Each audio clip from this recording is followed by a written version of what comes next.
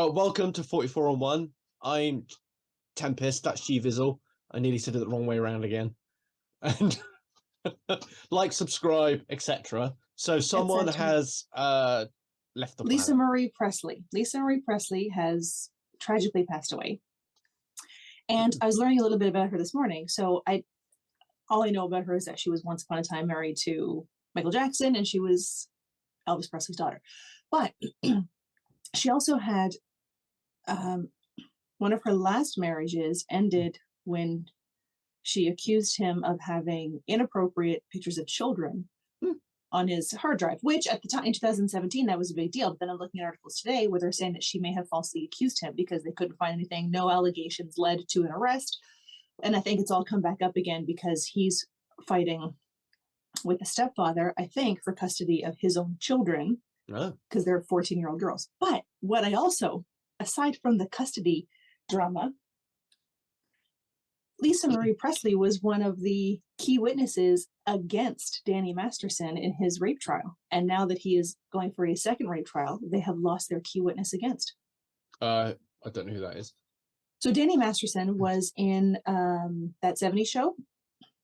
I never watched it. Okay. He was an actor in that 70s show, also a Scientologist. He was accused of raping several women.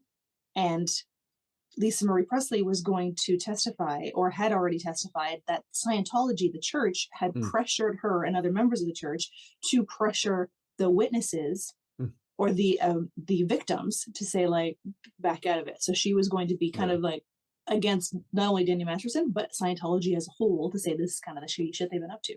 And now it's all falling apart because she's passed away. That's fucked. Inside job. Well, I mean, it's not like they haven't been accused of worse. Yeah. I mean, she had a cardiac arrest. I don't know. I mean, you could probably pretty cleverly fake that, but you never know. Man. The whole Scientology thing is they hate me personally, all of Scientology, because I'm a psychologist. They don't like psychologists. They have You're pretty full of yourself, eh? They hate me personally. No, they do. Not me. Yeah, like, I know they hate psychologists. Yeah, so because I'm a psychologist, so they hate me personally. Like they don't. Yeah, they don't know who I am. Academic psychologist. Well, yeah, what do I fucking know? You're an academic psychologist, like Matt Locke is a real lawyer. Where's the leave button? How do I end this? I'm just kidding. No, you're not. There was truth to that. That struck deep. I was just kidding. My ego, my feelings. Well, just rest assured that the entirety of Scientology is against you. Yeah, me specifically. You have an arch nemesis. Yeah, and maybe that's why I've got a bug. Is because they're onto me because I now have this burgeoning social media presence now, 8,500 followers. I'm practically famous. So I don't know how you can leave the house unrecognized. I don't either. I don't know how I do it. You know, I'm just so brave. Every day I take my life in my hands when I go for my walk. It's not easy being you. It isn't. You don't even try to make it look easy. Yeah, I have no comeback. I should have a scoreboard up here. Yeah. It'd be like 10 points to 1 now. 10 to Hufflepuff. Yeah. And also the points I get on the board, they're not public. Nobody ever gets to see them. So, you know, it's just hearsay basically that I ever won a slagging match. This whenever it's live, or not live, but it's whenever it's recorded, I buckle under the pressure. I can't keep up, and then you just demolish me. We should have this as like a clip, and it would be like feminist demolishes mediocre man. Mediocre psychologist whom Scientology is after. Yeah. Scientology hates this man.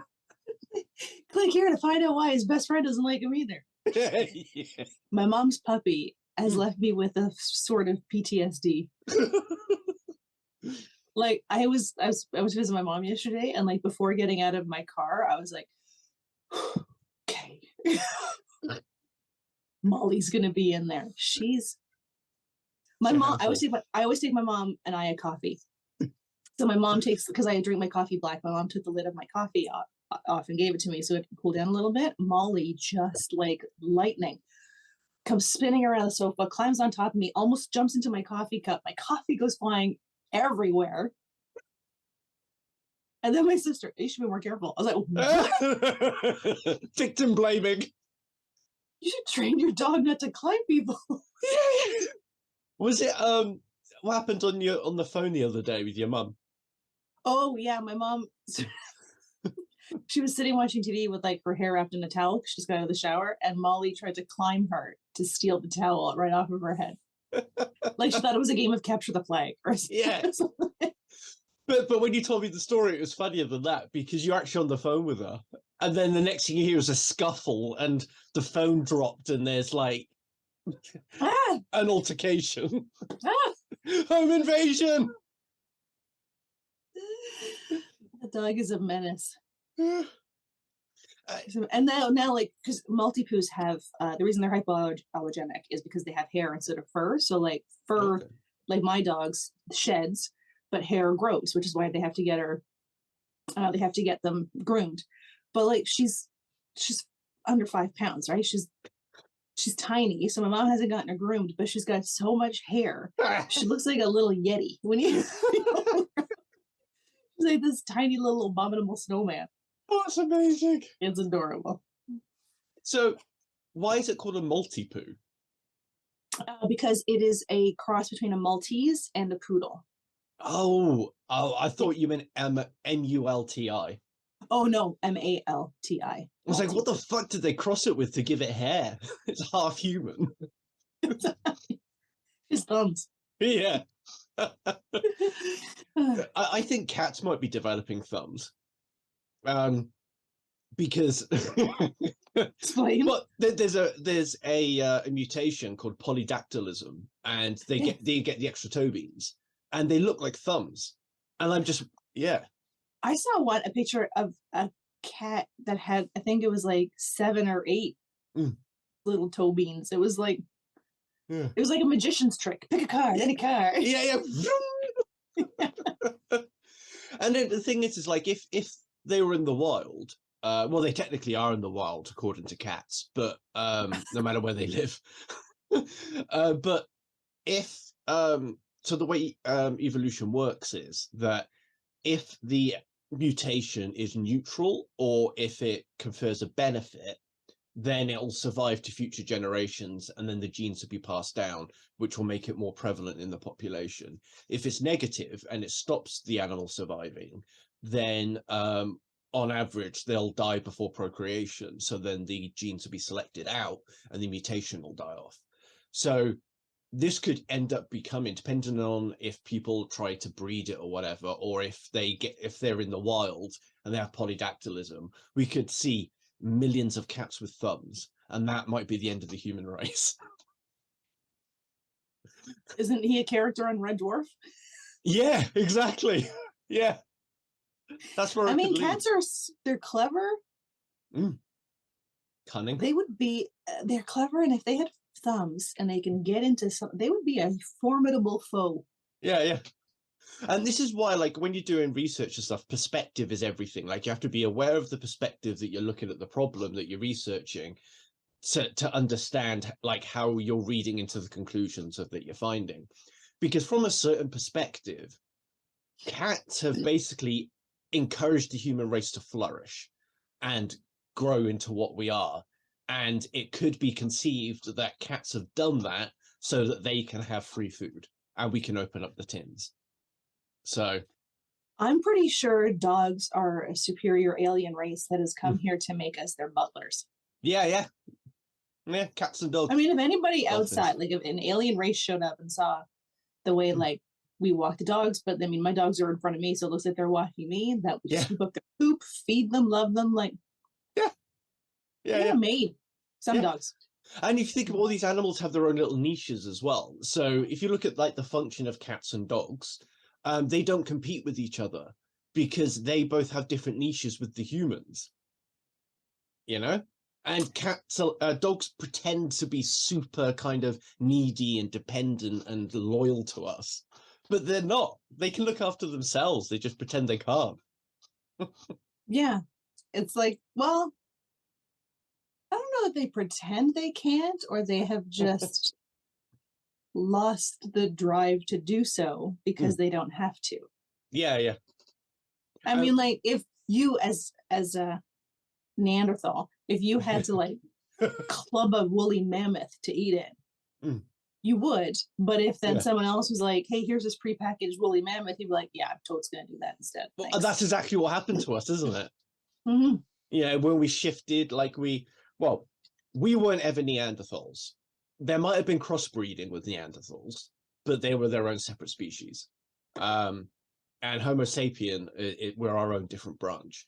But there is evidence to suggest in our gene structure that we basically mated with the Neanderthals, and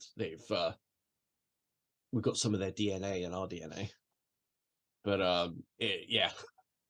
I mean, once you go Neanderthal, Yeah. nothing rhymes with Neanderthal.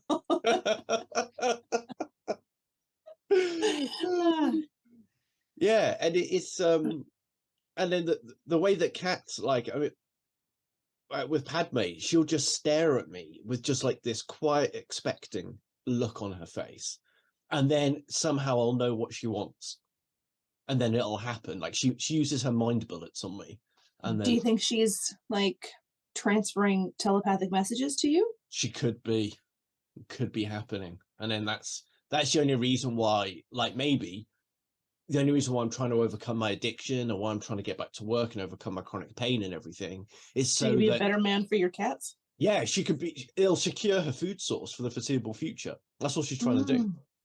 She's like, okay, I've got to put all of my effort into this human. So she has your partner. Your partner would feed her. Yeah, but there's no redundant. You have to have redundancy in every system. What happens if something happens to my partner? Then she's an attractive woman. She'll find love again. Yeah.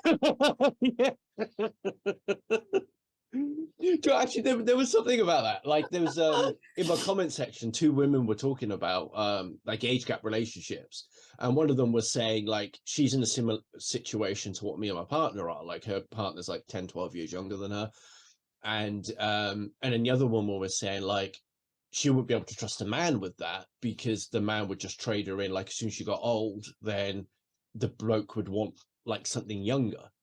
And yeah, that's a pretty negative perspective to take on it. Yeah, so me and this other woman were basically saying to her that, like, you know, not all guys are like that. Yeah, and she's pretty much just equating her own value to being her age and not anything she actually brings to the conversation or to the relationship. She did admit that as well.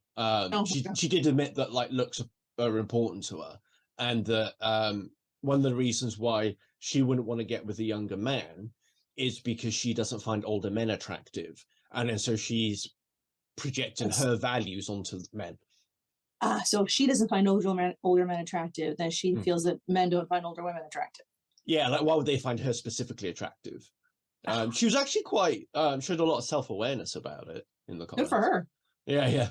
But I was watching Bullet Train. I think I told you about it. I thought it was hilarious. But one of the actors in it is Aaron Taylor. He was the other twin in the Marvel Avengers movies. So yeah, his partner, his wife, is 23 years older than he is, and they met when he was 18. Wow. See, that's when it's like, that's kind of what my video was about the other day with the age gaps, is that it doesn't mean that he was groomed or abused. It just means that like it might have happened and there's a likelihood, but you can't know unless you were there or were close to the people involved. You know? Yes. I think everyone assumes that an 18-year-old is going to be as dumb as they were when they were 18. So like, yeah, it's not always true. I mean, yeah, I think one of the reasons why I've always like been more attracted to women older than me is because of the things that I want from life. They seem to be more attuned to that than women my age at that time. And I'm not saying that women my age are immature or anything. I don't mean anything like that. It's just that what the women older than me want, it's more likely that they want the same thing as me and they have the same views on life. I think I just aged a bit too quickly mentally. I'm an old man. Oh, Aaron Taylor Johnson. Yes. Yeah. Because President Macron, I don't know, everybody says his name differently. Macron. But yeah, President Macron, his missus is like 25 years older than him. But I always flip it around though, that like, there's only about, I don't like giving out exact ages, but there's 10 to 15 years difference between me and my partner. And it's like, people always equate it to like the looks thing. I'm like, yeah, but because I'm so much younger, it would be better for her financially, resources or whatever, to find a more established man that has more, like, she could easily upgrade me with an older guy who has earned 2 or 3 times as much as I do, who can provide her more in her life, but she's chosen to be with me. Why is it always people think that the younger person will ditch somebody just based on looks alone, when a relationship is more than that? It always comes back to looks, though. Like the same people who say they don't care about looks, I want someone who's got a sense of humor and is kind and generous, that always comes back to looks. Because when people had found out that I had lost weight, right? So at my heaviest, I was 283 pounds. When they found out that I had been morbidly obese, the first question they ask is like, so when did you meet your husband? Yeah, like, oh no, like fat girls get boyfriends too, right? Like that is not an insult. It doesn't mean I wasn't a beautiful person and whatever. Like, I just happened to be all of this magic just in a bigger package. But yeah, so when you met your husband, were you like, and they don't want to say it, were you? Yeah, were you like, and the hand actions are way worse than what they would have said. They are worse. They are worse. And it's because it's interesting that like you got that flack recently about, because you dared to use the word fat in a pretty positive connotation in a video, and then just a handful of people went really weird about it. Yeah, like they said there was an offensive and insulting. It's like it's an adjective, right? Like if you can't use adjectives to describe people, how are we supposed to describe people? And then someone said like, "Well, replace fat with black and see how it sounds." Not the same. It's not the same, but like replace it with blonde or tall or muscular. Like, like if you think it's insulting, it's because you were insulted and you take it that way because you have associated a negative connotation with it. But I know when I was fat, I called myself fat. I know a ton of fat women who call themselves fat because it's not a bad word.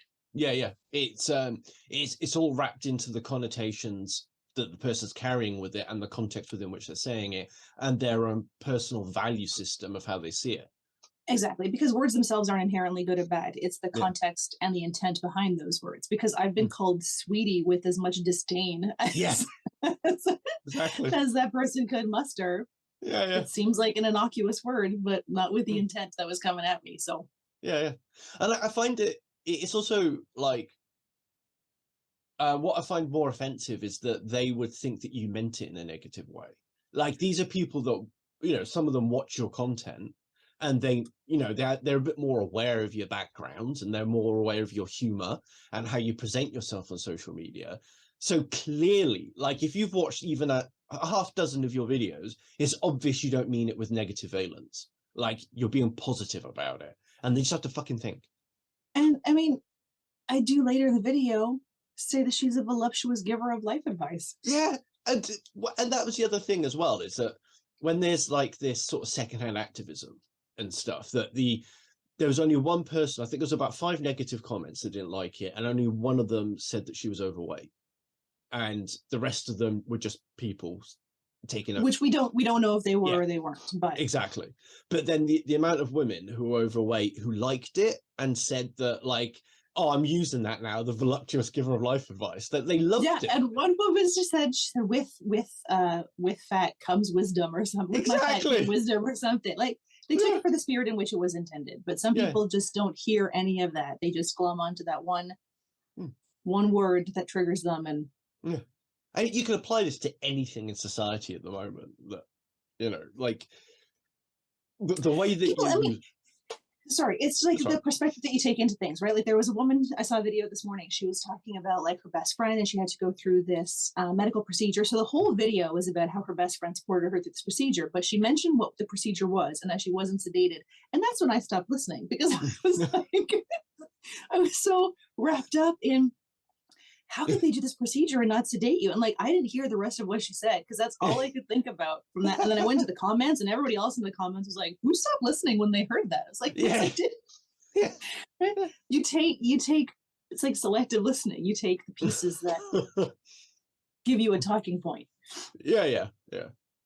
But it's I always find as well that the negative Nellies always, they get the focus as well, because then they're the ones that get stitched, and they're the ones that people talk about, because they, like, I think subconsciously a lot of us are also aware that if I do like response to a negative comment, I'm more likely to get engagement and views than if I respond to a positive comment, because it's just the way in the West anyway, that's the way we work. People like drama. Yeah.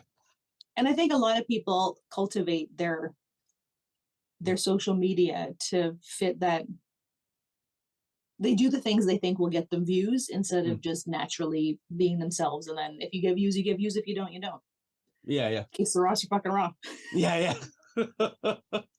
Was it talking of drama, like the thing a little while ago with was it 1975, that band? And then we spoke about it a while ago. And what was frustrating is like all that other stuff that we found out, and it came out after we'd recorded it. But it doesn't, like, when somebody's shown to be a bad actor or they've done stuff in the past, then it kind of, people start to work against everything they've ever said and done. But it's like his actions at that point with that young lass, that he got her ID and he asked for a consent and everything, that is what he should have done in the past. Yeah, and now he's doing it right. Yeah. And then that should be the talking point. Yeah, his growth and his development. It's like that other guy that you sent me the video, I forget what his name, John something, who was attacked with a sword. Oh yeah. Working in a homeless shelter. But people in the video, in his comments on every video, say that it's like karmic retribution for what he did when he was a teenager, right? Who was struggling with serious mental health issues. That was in 2004. He paid his debt to society. He's helped police with cases and whatnot going forward. He's trying to make a difference. He's trying to make a difference. He's trying to make amends. Like they keep holding people onto, yes, he did a terrible fucking thing, but there was definitely growth and development since then. Like, you have to give people the opportunity to grow and develop and to better themselves and to learn from previous mistakes, however horrific those mistakes have been. And it's I find him quite an interesting bloke as well. Like, somebody wrote in the comments, like, he's quite humble and he knows he has a very balanced perspective over what he did in the past, and how he's very aware that no matter what he does, it's never going to erase it or make it better. But he's just aware that he's just got to live his life as it is now.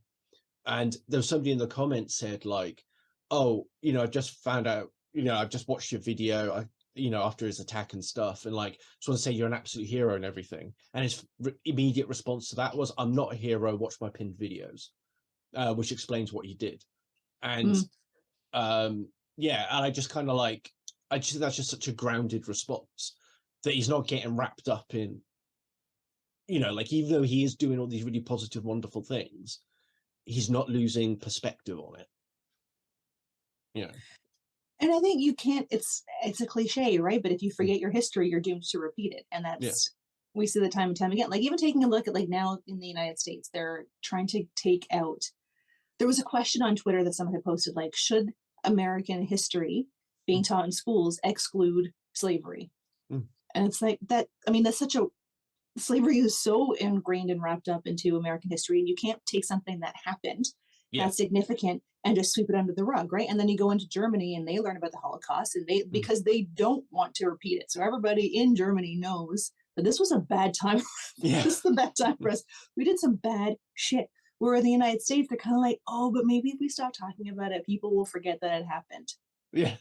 And it'll just happen all over again. Like, I was reading a book recently, or listening to an audiobook called The Fervor by Alma Katsu. And she writes historical fiction, and this one had a bit of a supernatural twist, but it takes place during World War II in the United States in a Japanese internment camp.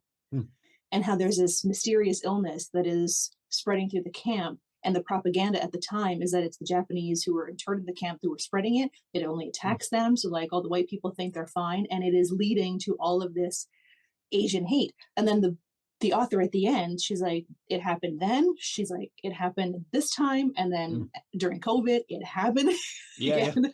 Like, it's that you're just always going to fuel that fire if you don't figure out a way to acknowledge that it happened and then move forward from it and not make that mistake again. Yeah, and I think that the hard bit to balance with it, and it's, I mean, just using the difference between Germany learning about the Holocaust and World War II and Americans learning about slavery, is the way that it's taught. I mean, I will say that there are some Germans that I've spoken to over the years who have said that they almost got desensitized to it by the end, because it's just drummed into them so much all the way through school. Like by the end of it, it's like, oh, fucking hell again. Like, you know, they lose all perspective. But then in the States, there's like, I find that a lot of the people that are trying to do the education, like, I mean, I'm not talking about regular people, I'm talking about people within the institutions. They're quite bitter and resentful, and they have a political axe to grind, and they're trying to make people like, it's, again, it comes back to the activist mindset I keep bashing on about, but it's like they have a political axe to grind and they're trying to drum that in, and they're using slavery as a way to make their point and to try and make people feel bad and hate capitalism and hate America, when really actually that's not supposed to be the goal. The goal is supposed to be to develop compassion and empathy for Black people in America and what their ancestors went through and why they're in the situation they're in now. That should be the fucking goal, but they've lost sight of that, and they just want to fuck the system up that they're in. So I think there has to be a lot of oversight with how it's delivered to individuals, I think. So, well, and I think there's agree, and there's got to be some sort of standardization. I don't know enough about the school system in the United States to know how those things are taught or how they determine on curriculums, but there's got to be some sort of standardization of here's what you teach. Don't stray from the teaching. I'm like, get the point across however way you want to, but this is what they have to learn. Yeah, exactly. And we've kind of gone the other way in our country, where we have a national curriculum and it's all super standardized, but the central government has so much involvement in what is taught that there's a lot of whitewashing in our history, and there's a lot of they have so many little just really nefarious agendas with what they're teaching the kids, that the kids aren't taught proper things at school in order to become an adult and to be a functional human being. They're just like, it's all about passing tests and exams. It's not about learning and critical thinking. And then we don't learn about anything that the bloody British Empire did, you know? Oh, interesting. Yeah. We didn't learn anything about the Commonwealth. I mean, obviously, when I was at school in the 80s and 90s, times might be different now, but I know that because I was at a private school, so they had more autonomy about what they taught, but they still had to do a certain amount of curriculum so that we could sit the exams. But they had more sort of independence in how far they could teach things. But then my friends who were at the local state school, they had like really random stuff. Like nobody learned about the Commonwealth. Nobody learned about what we did in Australia or Canada or anywhere else. But they learned about medicine in the American West. Yeah. And at the same time, so they were learning about medicine in the American West. That was literally the module being taught while I was learning about Hitler's rise to power. Interesting. Yeah. It's so fucked up. And that's it's been 30 years since I graduated school, so I have no idea. I know I learned how to count and how to read, but that is all I remember. Most of what I learned, I kind of just learned on my own, just reading books. Actually, my sister taught me how to read and write before starting school. So cool. So all of she didn't teach me how to count though, because all of my report cards are like, she's reading well above her grade level, but she cannot count for shit. And apparently that's true even now. You don't even know what base 10 is. When do I need that in my life? So you could go count your monies at the shops. I know how to count monies when you buy your baubles and your little baubles and your trinkets. My trinkets and my baubles. Yeah, your pretty dresses. And the ribbon for my hair. Yeah. I know how to count, sir, and subtract, and I can add, I can multiply, I can divide. Do you know what? In order to do it, though, if you had an equation and I had to split it up, Do you remember Bed that? mass. Huh? Bed mass. Well, actually, in my school, in the United Kingdom, it was BIMDAS. It's because you guys are backwards. There's lots of Reddit posts I see where people will post like the simplest mathematical equations. They're like, look how dumb people are. And then like all the comments, there's like 18 different answers for what they, and then a fight ensues about the proper order to do things. Yeah. Bed mass, bitch. So what does that stand for then? Bed mass, like brackets? Brackets, I think equations, division, multiplication, addition, subtraction. Or I've heard when I was in school, it was ped mass because they would say parentheses. Oh, how posh. But then they dumbed it down to brackets. Yeah, I didn't even know what parentheses were when I was I remember I got my first ever guitar book, with the guitar tabs in them. It was for Offspring's album Americana. And it said parentheses in it. And I was like, what the fuck are parentheses? Brackets. So, we're idiots over here. I don't remember what the difference is between the like regular bracket and the like fancy one. Is there a difference between those two? Or in mathematics? No, just in general. I don't know. There is a difference, but I don't know when the squiggly ones are used, basically. We'll find out. My face, like, because of the light and the fact it's winter, my face looks like it's glowing. You look like, do you remember the episode of The Simpsons where Mr. Burns comes out of the woods, they think he's an alien because he's glowing? Yeah. There's actually a difference between parentheses and brackets. What? Parentheses are the rounded ones, are used to add extra information in text, while brackets, the square ones, are used mainly in quotations to add extra information that wasn't in the original quote. Oh, interesting. But what about the squiggly ones? This doesn't even cover the squiggly ones. Bullshit. I think we need to report them. It is bullshit. Grammarly.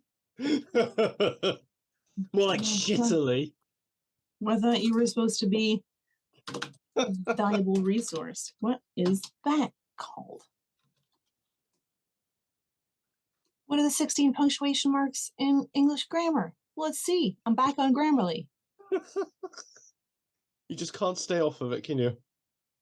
That's the first one that comes up. Okay, parentheses, brackets, braces. They're called braces. Braces contain sets of numerical or specialized information to show that they are considered as a unit. You won't often see braces in writing. You'll see them around groups of numbers and mathematical expressions. Oh, didn't know that. Interesting. Now we do, motherfucker. Do you call a period or a full stop? A full stop. Huh. A period is something that happens to 50% of the population, give or take a few percent. It's, it's also the dot at the end of a sentence. FYI. FYI. I don't know why. I don't know why it's called a full stop. Does every time I think it has to do. I'm going to make this up. I think it has to do with telegrams. I was going to say that. Dear Martha, full stop.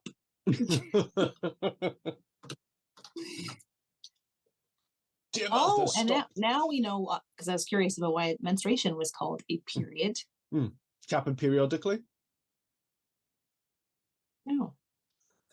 Period is rooted in the Greek words peri and periodos, meaning around and way path. This eventually turned into the Latin periodus, meaning recurring cycle.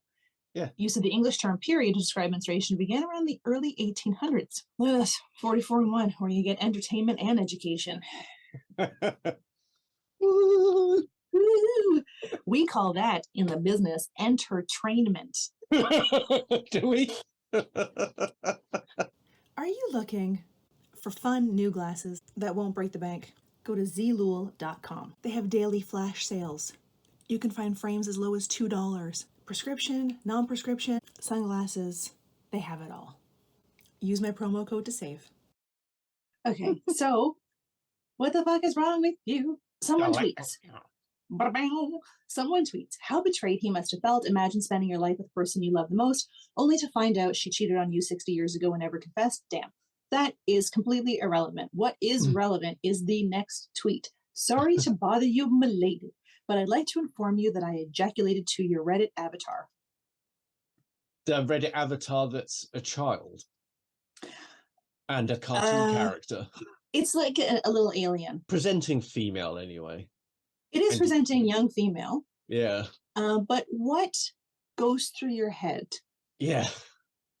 To like, oh, I should tell this person, because were they doing it like right away? Or did they come back? Like, I should probably tell them. So I'll go find that comment again or find that like avatar. What response were they hoping to get out of this? Maybe it's, oh man, there's so many possibilities here. I just noticed this Reddit just neckbeard things. Someone found it and then posted it there. Yeah, that's brilliant.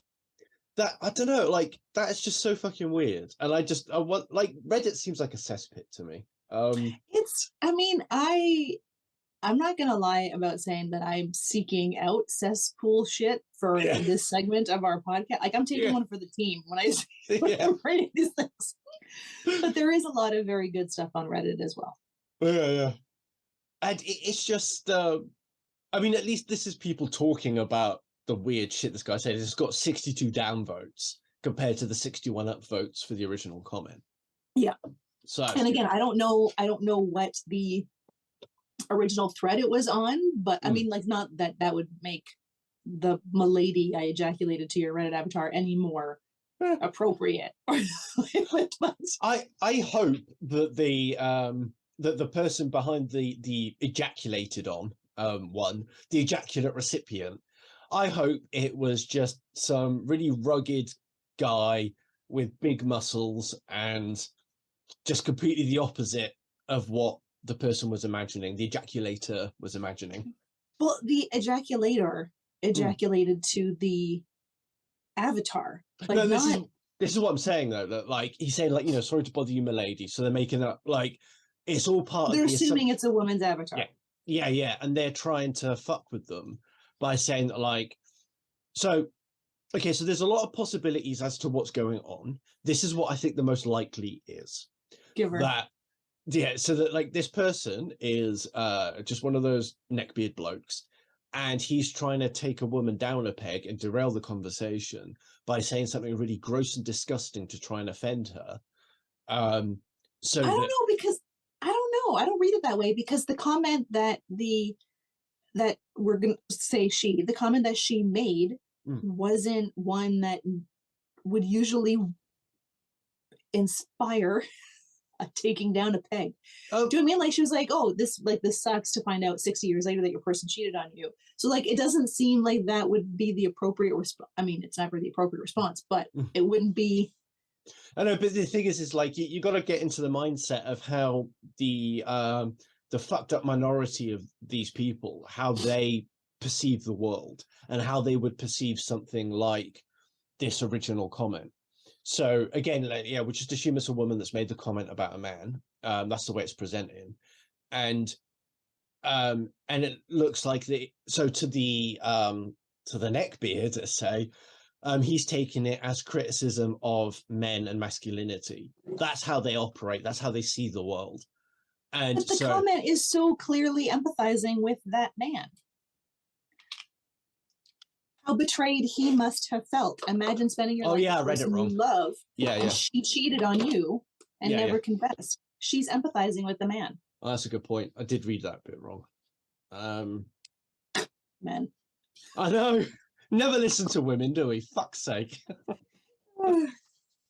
It's just like there is some funny research about this. I mean, it's funny because of the debate between men and women.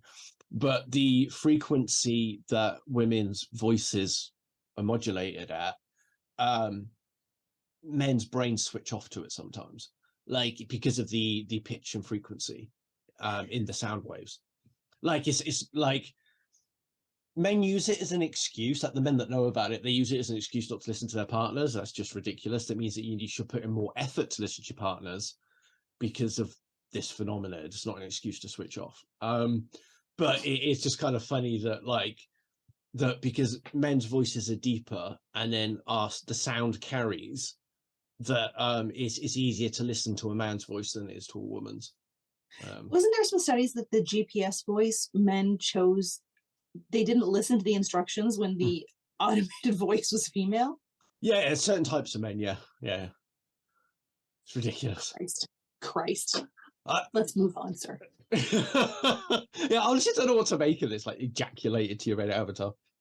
Yeah, now that you put me right about what the original comment was, and now I have nothing to say. I don't know. It makes even less sense. It makes even less sense. Yeah.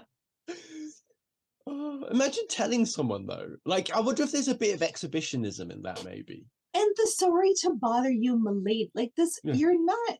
This is a comment. Like, what are you? Yeah.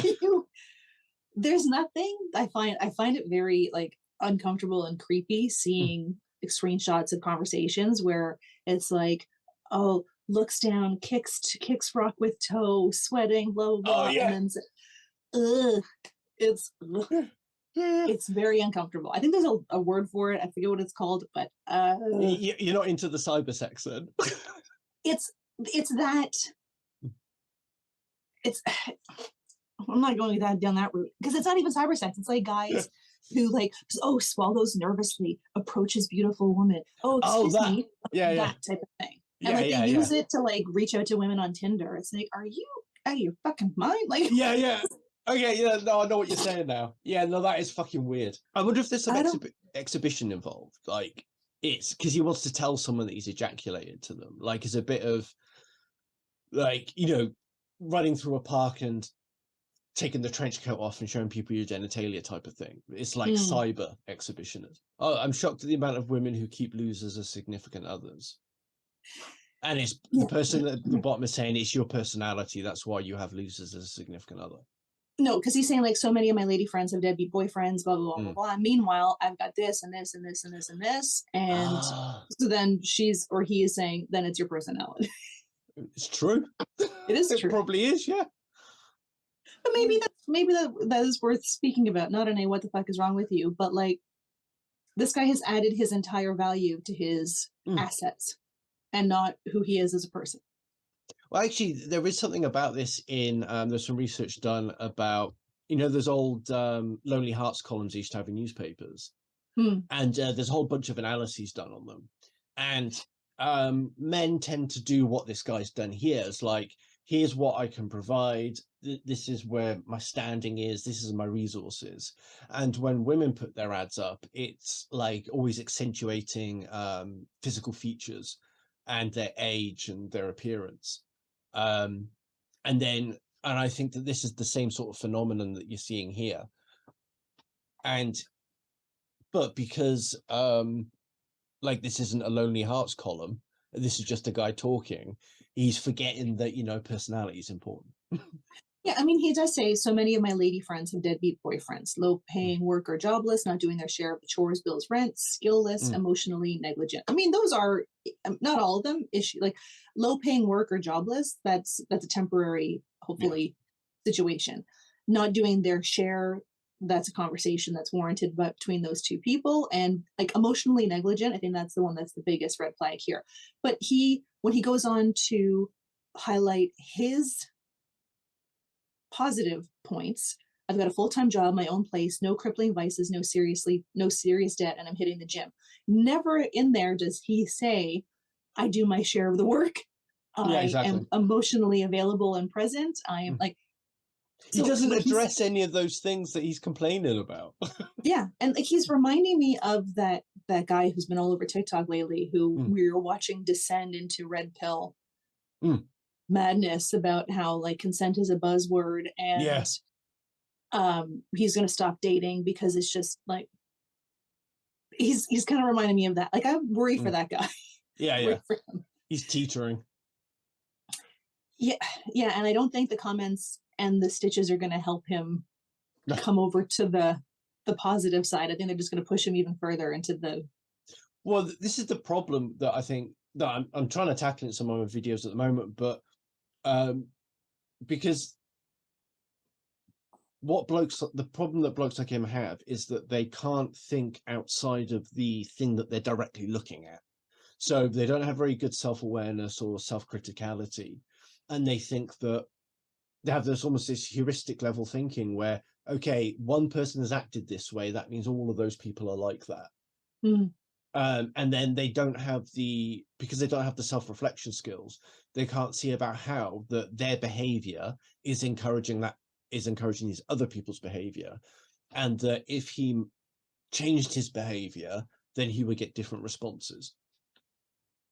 Yeah, very true. And this guy here, I mean, there's so many men that we see making videos and comments about how women expect a man to have a $100,000 a year job and a six-pack and a this and a that. But this guy that's what he's putting out there, right? Like, he will complain that women want that from men, but his selling features are a full-time job, my own place, and I go to the gym, right? Like, there is this weird, you're using what your selling features that they are using of themselves. They then shit talk women when they pick up on those selling features. Like, this is what you've sold me, and now you're telling me I gotta. But the thing is like the people who are saying women want the 666 figure, like the 666 triangle, 6 pack, the women that are saying that are in the minority, but they can't accept that.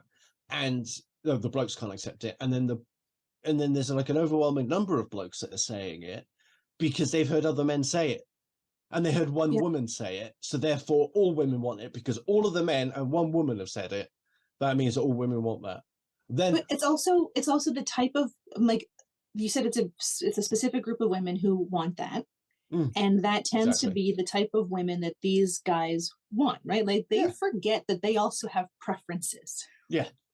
Because the same guys who get pissed off that women want a 6 feet tall, six-pack abs and six-figure salary, they're the ones making those like laundry lists of, this is what I want out of a woman. Like, you can't have it both ways. You can't. And then it's so true about how, like, one woman said it, like that woman that we've both been kind of like down the rabbit hole in her videos. She made a video saying, approach a woman in the grocery store, touch her without her consent, tell her she's stunning, and ask her out. And every woman in that comment was like, do not do that. And the men are like, nope, she said it, so you're all wrong. I'm gonna go do it now. I'm gonna go sexually assault women in public. 100 women in the comments said don't do it, but this one woman said do it, and that's all I'm hearing. That's all I'm gonna glom onto. Yeah, oh man, there's so many issues with that. We have to cover that at some point. If all women wanted it, like this 666 thing, then me and a whole bunch of other men I know would be single. Because none of us have six-pack abs. Most of us have 5-figure salaries. And I think me and maybe 2 other people are 6 foot or over. Like, most of the blokes I know are about 5'11" or 5'10". But a lot of the guys who think that, they look at the Andrew Tates who are always surrounded by women and see that that's why they're there, is because of that, right? Like, it's a totally skewed perspective, because the number of men who are 6 feet, 6-figure salaries, and 6-pack abs, like, if the percentage of the population is of that man is so small that they would have harems of women if that were the case. Like, was it the female delusion tracker or something, and then you can put in what you want? Yeah, and I put in, I think I even went down to like 5'8" or taller, not married, like a $40,000 a year salary, any body type, and it was still like 6%. So I'm pretty sure the math is a little bit skewed. Because when I put in like my husband, right, 5'10", well, he is married, but never married, salary, it was like 1%, 1.7%, and it's like, but it's, I mean, if you take away the not married part, I mean, maybe it's because all those men are married, but like, when I look at my neighbors, like all the men in my neighborhood are like 5'10". Yeah. I mean, like, It's bizarre. Like, that's the figure. Like, I put myself into that, and it came out 1.1%. I'm thinking, nah, I'm nothing. Like, I'm an average bloke. I'm a dime a dozen. Like, Apparently 1.1%. not. Yeah. It's not good for male delusion, I don't think. That. I think when men build stuff like that, it just like, who are they trying to help, right? They're not trying to help anyone. They're trying to justify that was a lot of programming work that went into, see, it's fucking women. Yeah, exactly. Oh my god. And the other thing is like the only thing I ever see really from women is when they find a guy, like, it's more common that they realize there's trade-offs. That, like, well, he's short, but he's a really nice bloke, and he treats the kids from his previous marriage well, or something like that. You know, everything's trade-offs. I mean, I just pulled those things out my arse end, but like, the difference with men is that, like, they have non-negotiables, and like the men that write like posts like this. Obviously, I'm not talking about all men, because I know I'm not like that. I don't have many non-negotiables, but like, I think the only non-negotiable I have is that they can't want kids. I don't want to have kids. But like, there's that's a big deal breaker. Yeah, exactly. It's a big thing. But like, these other blokes, like, they're the ones that have all of like these really weird strict criteria, and then they're assuming then that women are like that too. Yeah. You know, it's like what we talked about earlier, but that woman who wasn't attracted to older men, blah blah blah. But it's you. I think you project what you put out there, but I don't think anybody ever does any self-reflection, right? Like, they never, like this guy where the comment says, if you are that put together, then it's your personality that's pulling people apart. Because and again, like, I don't know who this guy is, but if these are his selling features, then he has decided that he doesn't need to have a personality or contribute anything because he's providing. Yeah. Right? It's almost like some of these types of guys feel that you have one of two roles. You're either the emotional support or you are the financial support, but you can never be both. And that's where he's going, is that I go to the gym, I've got a good job, I've got a house, I've got this. Why wouldn't you want to be with this? Whereas maybe the other guys he's referring to who don't work. I mean, he says emotionally negligent, so that, let's take that out of the equation. That's very subjective, though. Like, he's saying they're emotionally negligent. Like, these are his values that he's placed on his friends' boyfriends. Well, he's saying that his lady friends, which he's saying we all like to be called, they have deadbeat boyfriends. But I mean, unless his friends are complaining to him about these things, there's no way for him to really know any of these things. Exactly. Yeah. He's just assuming. And the other thing is that the comment that, like, that's actually quite good banter. And I mean, I don't know if this is a man or a woman saying it, but no, I don't know either. But me as a bloke, if I read that comment, that I would take that on board and I would laugh about it. They're like, hey, you're probably fucking right. And this is why men take the piss out of each other, actually, is because it serves a societal function. That it's how men get feedback from other men about what we're doing. And, you know, if like you turn up with a new haircut and you're like a twat, your friends will take the piss out of it. And that's how you know not to get that haircut again. And so a comment like that like, while it might be an insult, actually I take it as pretty good banter. That is genuinely constructive advice to take on board. Absolutely. That's the one thing that these types of men never consider is, like, could it be me? Yeah. And it is something I see in comments quite frequently, like, because I've tried to deconstruct some of this stuff, and like, there are like some dodgy stats they always throw out and other ridiculous things they come up with. And I picked up on something that somebody said in a different video or comment. I deconstruct it for them. And then I still get comments in the comment section to that video saying the same thing that the other person said that I was talking about. I'm like, people don't fucking listen. No. it's like we said, people they comment before they watch the whole thing. Like there's been a few times where I've like gone into video, like it's a 3-minute video, and a minute and a half in, I'll go make a comment, listen to the rest of the video. I'm like, oh, I gotta go delete that comment. Because something sparks your, sparks something in your head, and you're like, I gotta write this down before I forget, and then it's not relevant by the time you get to the end of it. But some people just make the comment and then fuck off somewhere else without seeing. But then there's so those two are like fine, like, I can take both those scenarios, that's perfectly fine. But the third scenario that really grinds my gears is when they double down on it, and I'm like, no, but if you watch the video, watch it again, listen to it, I haven't said that, or I've deconstructed that for you already, so what you're saying is wrong because of these reasons, go back and watch it. And then they just double down again. And you're like, well, you're a fucking idiot then. And your situation is your fault. What grinds my gears is there's the, like, you'll make a comment or a video about something that someone else has said. And then people in the comments like, I think what they meant was this. It's like, how do you know what they meant? You have absolutely no idea what you meant. I'm telling you specifically what I meant and how I interpreted it. And you're like, they meant this. How come they get the benefit of the doubt, but nobody else does? Yeah. Oh man. Oh, fucking people.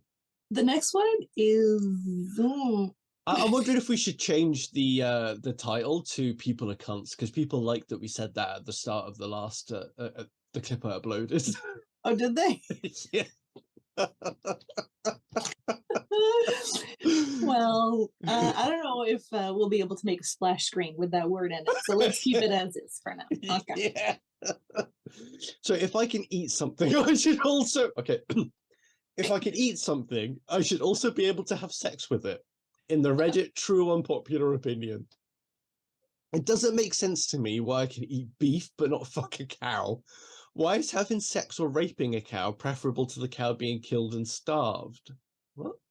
If a cow can't consent to sex, then it can't consent to being factory farmed and processed into beef.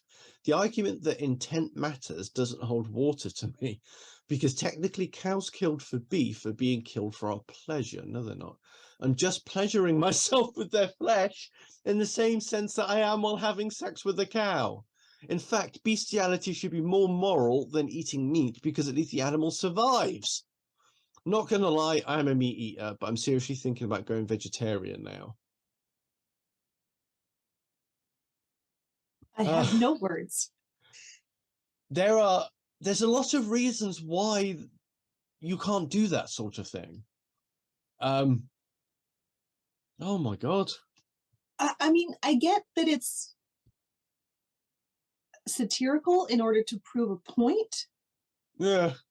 But it's a weird fucking point, because people haven't historically, we didn't eat meat for pleasure. It was for survival and sustenance. Well, it still is as well. Yeah, it is. And I mean, yes, I do enjoy a nice steak, but when I'm eating steak, I don't think like, man, I wish I could fuck it. I would, yeah. This steak is so good, I want to rub my penis on it. Sorry to bother you, my lady, but yeah. I just ejaculated on that chicken. Oh. I want to give that octopus a pearl necklace. Oh God! I'd love to stuff their calamari rings. Oh fuck! Like if a cow can't consent to sex, and it can't consent to getting factory farmed and processed into meat. They're fucking idiots. They're conflating some issues there. That killing animals to eat is very different to battery farming or factory farming. And also there's different connotations within that depending on what country you're in and what the regulations are. Also, if we didn't kill those animals to eat them, they're going to die a really horrific, awful death in nature. That's the thing that people have got to weigh up. Like if you're going out and like, if you're hunting veal, for example, or you're hunting elk, which is Joe Rogan's favorite, like you're killing that animal and you're going to eat it and consume it and the circle of life continues, or you're going to let it die a horrific death because it broke an ankle or got ripped apart by coyotes or mountain lions. Like it's a very different thing to taken part in that circle of life and treating something respectfully while it's on the planet and treating it well and giving it a painless death so that then it can sustain another animal, which is the normal order. And we are part of nature and part of that normal order. And that's very different to abusing and torturing an animal for your sexual gratification. Very different fucking issues. I mean, it was posted in true unpopular opinion, so brava for Yeah, for actually coming up with an unpopular opinion, but it's left me feeling dirty. yeah. Yeah, I don't feel any more enlightened or anything. No. Me begging one of my friends to have an unexpected pregnancy and keep the baby so our friend group can raise a kid together and take the baby on adventures. So that was written, if and people who can't see it, this young man is what, 18, 19? If that. If that.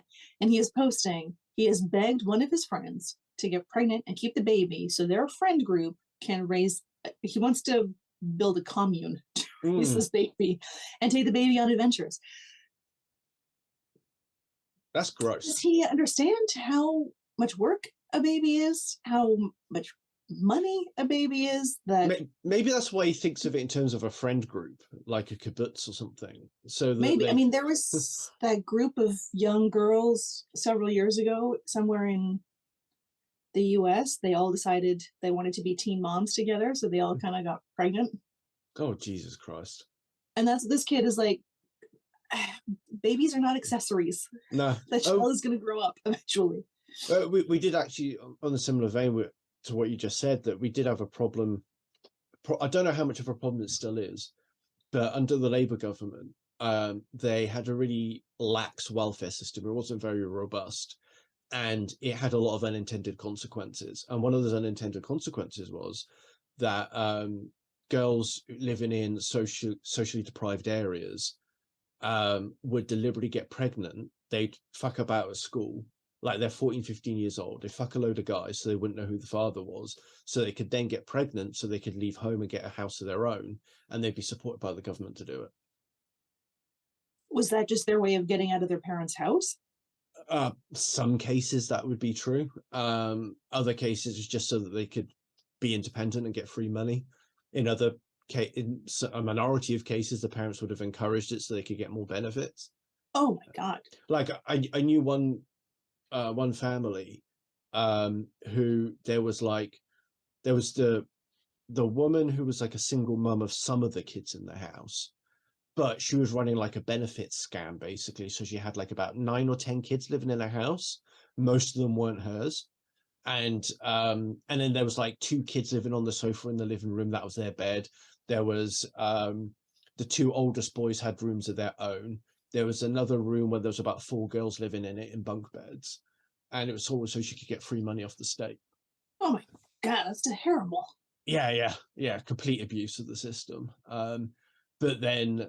And it's stuff like this guy was saying there, with me begging one of my friends to have an unexpected pregnancy, is that mindset that takes advantage of the system and takes money out of the pockets of single mothers that need the fucking money.